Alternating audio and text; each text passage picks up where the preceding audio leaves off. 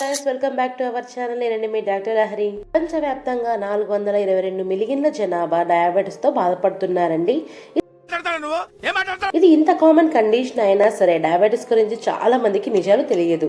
పైగా దాని చుట్టూ ఎన్నో అపోహలు అల్లుకొని ఉన్నాయి. సో మన వీడియోలో నిజాలేంటో, అసలు అపోహలేంటి అని చూసేద్దామా? ఫస్ట్ మిత్ ఏంటో చూద్దాం. పంచదార ఎక్కువగా తీసుకోవడం వల్ల డయాబెటీస్ వస్తుంది.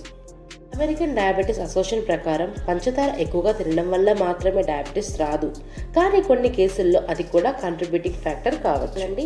లావుగా ఉన్న వారికి మాత్రమే డయాబెటీస్ వస్తుంది. టైప్ 1 డయాబెటీస్ ఏదైనా బయట నుంచి ట్రిగర్ ఉన్నప్పుడు బయటపడుతుంది.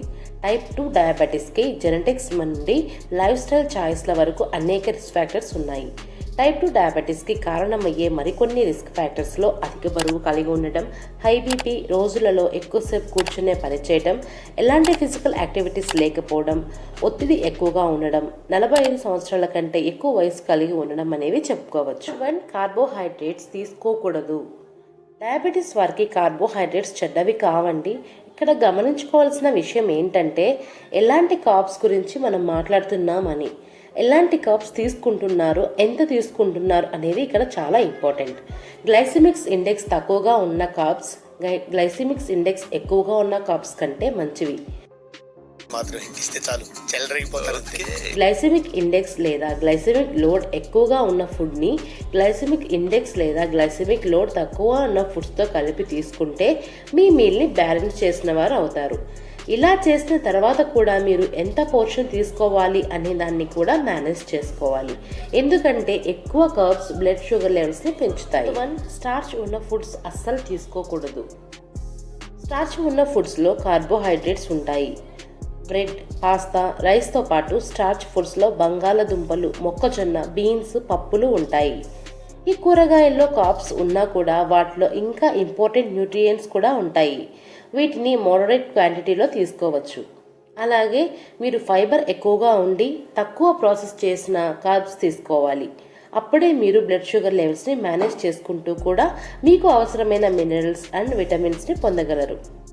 5th వన్, అసలు స్వీట్స్ మరియు వేపుళ్ళు తినకూడదు. అప్పుడప్పుడు ఒక కేక్ లేదా బిస్కెట్, పకోడీ తినడం వల్ల చాలామంది డయాబెటిక్ పేషెంట్స్కి పెద్ద ప్రాబ్లం రాలేదు. గుర్తు పెట్టుకోవాల్సిందల్లా పోర్షన్ కంట్రోల్ మాత్రమే. ఏదైనా పండగో పబ్బానిగో కూడా మీకు నచ్చినవి తినకుండా ఉండనక్కర్లేదు, కొద్దిగా తినాలి. అలాగే ఆ రోజు ఫుడ్లో తీసుకునే ఇతర కార్బ్ విషయంలో జాగ్రత్త వహించాలి. 6th వన్, పండ్లు అస్సలు తినకూడదు. డయాబెటీస్ ఉన్నవారు అన్ని పండ్లు తినవచ్చు, అయితే పండుగా తినాలి, జ్యూస్లా కాదు. ఇలా ఎందుకంటే చాలా పండ్లలో న్యూట్రియంట్స్ పుష్కలంగా ఉంటాయి. ఇవి హెల్దీ బ్లడ్ షుగర్ లెవెల్స్ని ప్రమోట్ చేస్తాయి. వీలున్నంత వరకు షుగర్ తక్కువగా ఉన్న యాపిల్స్, బెర్రీస్ వంటివి తీసుకోవచ్చు. కొన్ని పండ్లలో న్యాచురల్ షుగర్స్ ఎక్కువగా ఉంటాయి, అలాంటి వాటిని కూడా కొద్దిగా మాత్రమే తీసుకోవచ్చు. ఇప్పుడు వేసవి కాలంలో మామిడి పండు తినకుండా ఉండలేం కదా, మొత్తం పండు కాకుండా 2 ముక్కలు తినడం అలా అన్నమాట. మీ డయాబెటీస్ ఏ కండిషన్లో ఉంది అన్న దాన్ని బట్టి ఇలాంటి షుగర్ ఎక్కువ ఉన్న పండ్లు ఏవి తీసుకోవచ్చు, ఎంత తీసుకోవచ్చు అనే విషయంలో మీ డాక్టర్ సూచన పాటించండి. 10th వన్, డయాబెటీస్ కోసం మెడిసిన్స్ తీసుకుంటున్నప్పుడు ఏవైనా ఫుడ్ తీసుకోవచ్చు. డయాబెటీస్ కోసం మెడిసిన్స్ తీసుకోవడం అంటే మీకు నచ్చినవన్నీ తినడానికి పర్మిషన్ ఉన్నట్టు కాదు. డయాబెటీస్ ఉన్నవారు మెడిసిన్స్ కంపల్సరీగా వేసుకోవాలి. ఆహారపరమైన జాగ్రత్తలు కూడా పాటించాలి, ఎందుకంటే సరైన ఆహారపు అలవాట్ల వల్ల డయాబెటీస్ని లాంగ్ టర్మ్లో మేనేజ్ చేయడం తేలిక అవడమే కాకుండా డయాబెటీస్తో పాటు ఉండే హై బీపీ, కార్డియోవాస్కులర్ డిసీజ్ వంటి ఇతర క్రానిక్ కండిషన్స్ని మేనేజ్ చేయడం కూడా తేలికవుతుంది. ఆర్టిఫిషియల్ స్వీట్నెస్ చాలా మంచివి.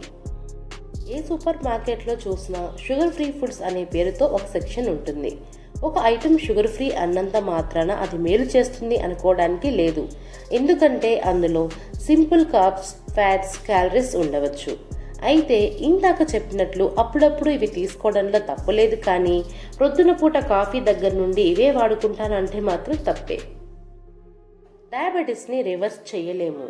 నిజానికి సరైన ఇంటర్వెన్షన్తో డయాబెటీస్ని రివర్స్ చేయగలము. సరైన ఆహారపు అలవాట్లు, బరువు కంట్రోల్లో ఉంచుకోవడం వంటి పనుల ద్వారా టైప్ 2 డయాబెటీస్లో మెడిసిన్స్ అవసరం లేకుండా నార్మల్ బ్లడ్ షుగర్ లెవెల్స్ని మెయింటైన్ చేయగలిగే అవకాశం ఉంది. డయాబెటీస్ ఉంది అని తెలియగానే కొంచెం కంగారుగా అనిపిస్తుంది, కానీ దాని గురించి అన్నీ తెలుసుకున్న తర్వాత అదేం పెద్ద ప్రాబ్లం కాదని అర్థమవుతుంది. బయట ప్రాచుర్యంలో ఉన్న ఎలాంటి అపోహలను నమ్మకండి. మీకు ఏదైనా సందేహాలుంటే మీ డాక్టర్ని అడిగి తెలుసుకోండి. అలాగే మీరు ఏవైనా డైట్ చేంజెస్ లేదంటే లైఫ్ స్టైల్ చేంజెస్ చేయదలుచుకున్నా మీ డాక్టర్తో మాట్లాడి వారి సూచన ప్రకారం చేయడమే మంచిది. నిజాలేంటో మీకు అర్థమైపోయింది అనుకుంటున్నాను. ఫస్ట్ టైం చూస్తున్న వాళ్ళైతే మన ఛానల్ని సబ్స్క్రైబ్ చేసుకోండి ప్లీజ్. అలాగే లైక్ చేయండి, షేర్ చేయండి.